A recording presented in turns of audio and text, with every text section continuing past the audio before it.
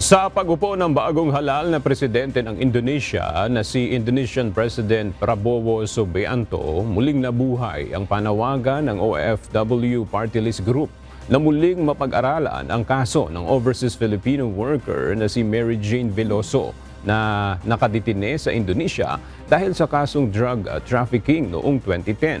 Muling nanawagan sa bagong liderato ng Indonesia si OFW Party List Representative Marisa Magsino na sana ay muling mapag-aralan ang kaso ni Mary Jane at matukoy ang tunay na pangyayari at mapapanagot ang tunay na may kasalanan. Enero ngayong taon nang magpadala ng sulat kay dating Indonesian President Joko Widodo at Pangulong Ferdinand Marcos Jr. ang pamilya ni Mary Jane Veloso para hilingin na magawaran ito ng clemency. Si Mary Jane Veloso ay nahaharap sa kasong drug trafficking na may parusang kamatayan.